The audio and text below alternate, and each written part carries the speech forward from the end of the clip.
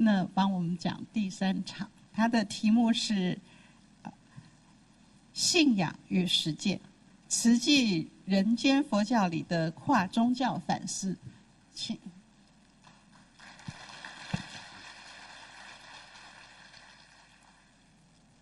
Venerable members of the Sangha, distinguished colleagues and dear friends. The title of what I want to say this afternoon is Faith and Works, an Interreligious Reflection on Engaged Buddhism. I'd like to begin, though, by thanking Master Cheng Yen and the organizers of the 4th Tzu Chi Forum and all the members of the Tzu Chi family for bringing me all the way from Nepal, where Tzu Chi has provided a great deal of comfort and aid over these past 17 months to take part in this conference.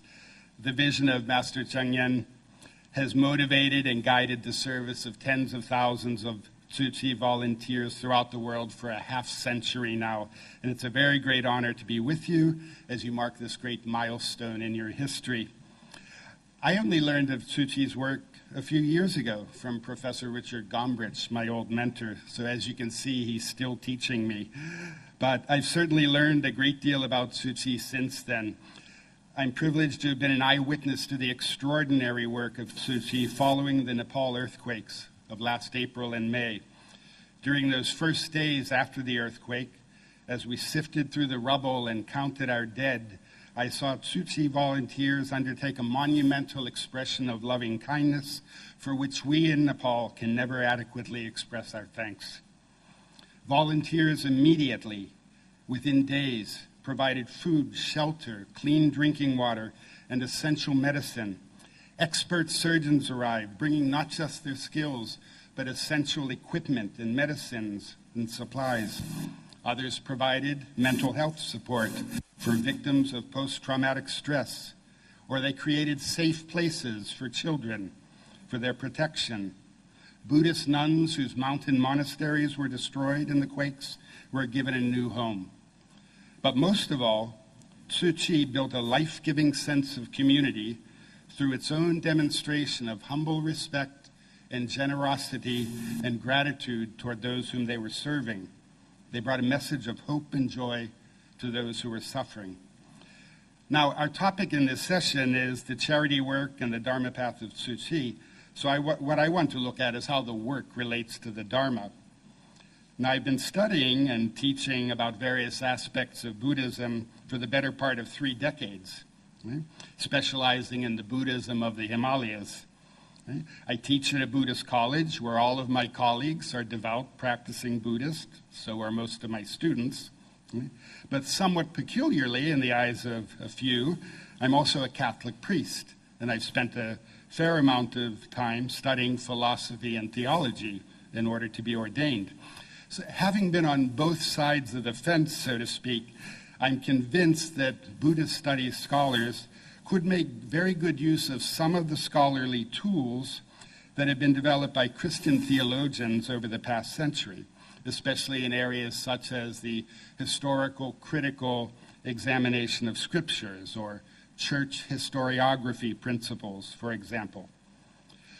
More recently, we've seen the rise of a new field called comparative theology. Its fundamental principle is that we can improve our understanding and our articulation of what we believe through comparative reflection on the religious traditions of another community. To use the words of its chief exponent, Frank Clooney, a professor at Harvard, this learning is sought for the sake of fresh theological insights that are indebted to the newly encountered tradition as well as the home tradition. I would like to give a very abbreviated example of this comparative approach. For all Buddhists, the guidelines for a life properly lived, one could say, is the Eightfold Path. And this is, of course, as true for Tzu Chi members as for any other Buddhist.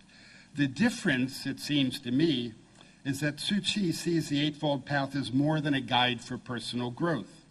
It is rather a practical guide for effective action in the world and a model for human interaction.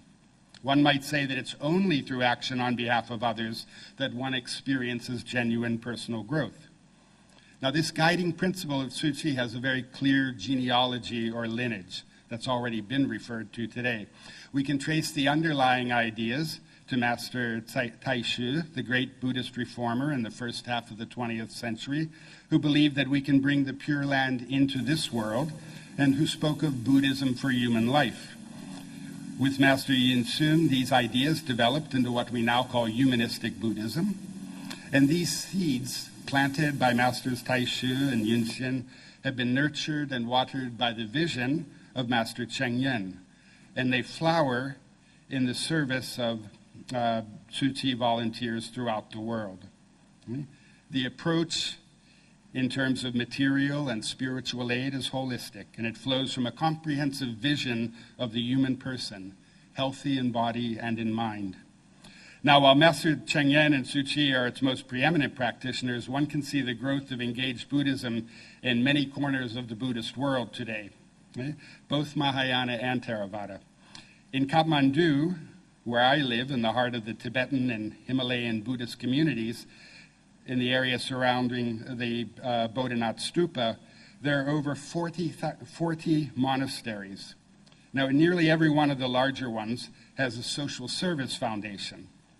Any one of you who volunteered in Nepal in the weeks after the earthquake can vouch that the dark red robes of Vajrayana monks fluttering from the backs of pickup trucks were a common sight on the roads of Kabre, Sindhupalchok, Dholaka, and the other earthquake-stricken districts. Social service by monks and laity is becoming quite commonplace. And while there's a general agreement that social service is a good thing, we don't see a corresponding agreement, at least in the community that I am working in, on the role that it plays and on the motivation for the service. Some, frankly, see it simply as a very valuable public relations exercise. For example, Nepal has always been a dominantly Hindu country in which Buddhists are at a disadvantage. The Tibetan refugees, without a solid legal status in Nepal, suffer a double disadvantage. As Tibetan Buddhism and its teachers grow in popularity and renown, it's easy for them to become the targets of jealousy, resentment, and suspicion. And so a good antidote to this is to generate goodwill through good works. Some teachers will applaud and encourage the volunteer efforts of lay disciples, and yet they'll strongly defend the point that the greater expression of compassion is simply to teach the Dharma. Some say we must keep our perspective and remember that the Buddha Sangha is not an NGO and the Buddha was not a social worker. Good works are a fine thing, but they're considered secondary and peripheral, and certainly not an integral part of Buddhist teaching and life. But is this true? Is the concrete expression of compassion integral or peripheral? Now, in this question, we find a striking parallel with one of the major theological issues that has traditionally divided Catholic and Protestant Christians. So I'm finally coming around to the comparative. This is what's known as the faith versus works controversy. So by reflecting on this aspect of the Christian past, I think we can shed a little bit of light on the Buddhist present. In the 16th century, the time of the Reformation of the Church, Protestant reformers strongly emphasized the point that human beings are saved solely, only by the grace of God, and that salvation is not dependent on or even linked to any transformation in the life and behavior of a believer. Martin Luther, citing the letters of St. Paul, made salvation by faith alone the cornerstone of his teaching. In contrast to Paul, though, we have the letter of James, in which we read the following. What good is it, my brothers, if someone says he has faith but does not have works? Can that faith save him? If a brother or sister is poorly clothed and lacking in food, and one of you says to them, "Go in peace, be warm and well fed," but you give them nothing of what's needed for the body, what good is that? So also, faith by itself, if it does not have works, is dead. Indeed, some might say, "You have faith and I have works." Show your faith to me without works, and I will demonstrate my faith to you from my works. That's the end of that quote. Now, this bit of the New Testament presented a bit of a problem for Martin Luther, which he seems to have resolved by removing the letter of James from the canon of Scripture, the accepted body of scriptural text. Nowadays, even Lutheran scholars admit that he relegated it to a secondary status, largely because it expressed views that conflicted with his theory of grace alone. Calvin's followers, the other great reformer, went even further, and they simply took it out of the Bible altogether. You don't find it in a Presbyterian version of the New Testament. Now, as a bit of historical background, I should point out that in the Catholic Church at the time of the Reformation, there was a good deal of corruption. Good works, in quotes, in some context referred to the sale of what we call indulgences. To translate that, in effect, it means that churchmen were promising that people could wipe out their sins through donations and that they could more or less buy their way into heaven. That practice would be condemned by any Christian today. But the situation as it existed was somewhat exaggerated and caricatured in Protestant literature. And by the same token, conversely, Catholics often made fun of the Protestant view, saying that it allowed people to lead a sinful life and yet claim that they were saved. Like all caricatures, both are misleading. Let me just clarify that when I'm talking about good works here, I do mean the compassionate delivery of aid and comfort to others who are in need. Now, reflection on faith and grace and the place of works occupied theologians for a very long time, still does. I won't recount that history or try to give you a theology course here this afternoon. At an official level, at the church hierarchy level, so to speak, Catholics and Lutherans have largely buried their disagreements by agreeing that people were talking on different levels at that point. They were comparing, as we say in English, apples and oranges, Protestant apples and Catholic oranges in this case. Right? But a quick review of any of the books and websites and blogs of very hardcore evangelical Christians shows that the debate is still very much alive and well in some circles. But as I see it, the debate is a false one. And it's one that demonstrates how purely abstract theology, divorced from human life, can be unhelpful, or akushala, to use a Buddhist term. One might ask, are good works a good thing to do? Nobody would disagree with that. If someone is truly a believer, do we expect to see a transformation in his or her life? Undoubtedly. Therefore, in real-life circumstances, there is no genuine disagreement between the two parties in the argument. In real-life circumstances, debating whether or not good works are ontologically part of faith or not part of faith, or necessary or secondary outcomes, becomes a purely mental exercise. Now, these exercises can be very satisfying as an intellectual puzzle, but we're arguing about real-life possibilities that don't exist. No Catholic would argue that charitable work will give you salvation if you don't believe. By the same token, no Protestant would say that a good Christian leads a selfish life. So in this case, it's not much different than talking about a rabbit with horns or a turtle with hair. The solution is a good measure of philosophical or theological pragmatism. All Christians believe that a genuine believer will be motivated to do good works on behalf of others. And this conviction should be the starting point for theological reflection rather than artful semantic games. The classic definition of theology is faith-seeking understanding. Now, some modern Buddhist scholars, including two colleagues of mine at Boston College, point out that Buddhist theology is something of an oxymoron. It's a contradiction in terms. And they suggest instead that we speak of Buddhist constructive critical reflection, right, rather than saying theology. But I don't think it matters. I think that the classic definition, faith-seeking understanding, would apply just as well. We're seeking a deeper understanding for the sake of clarifying what we believe in a way that is helpful to human life.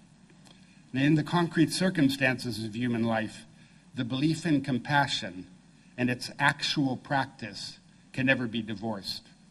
And I believe that the Tzu Chi movement exemplifies this principle for the Buddhist world in a way that we can only hope will continue to grow and prosper.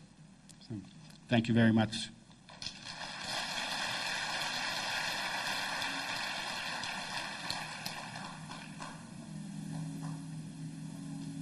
Sir, 我们的那个翻译的字幕好像有一点问题啊。那我们现在请我们的口译师姐再给我们摘述一下翻译。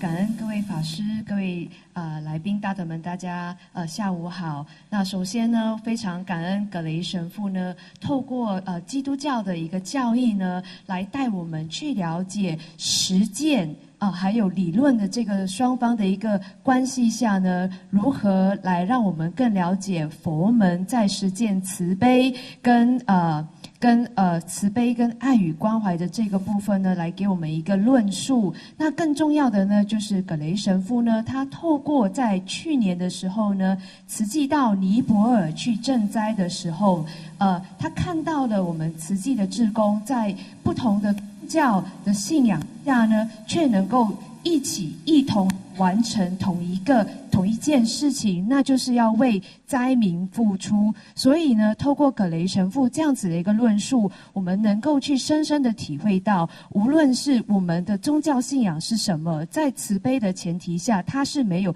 宗教上的一个冲突。所以在这个部分上，我们也能够去了解，其实不同的宗教、不同的宗教信仰跟不同的种族呢，在一个慈悲与大爱的一个原则的基础上呢，其实我们是可以突破不同的语言来去实践宗教的慈悲。所以针对部分呢，是恩体在刚才听到的其中一个论述上的一个了解，也再一次的感恩葛雷神父，还有给我们这样子一个精彩的论述，感恩，谢谢。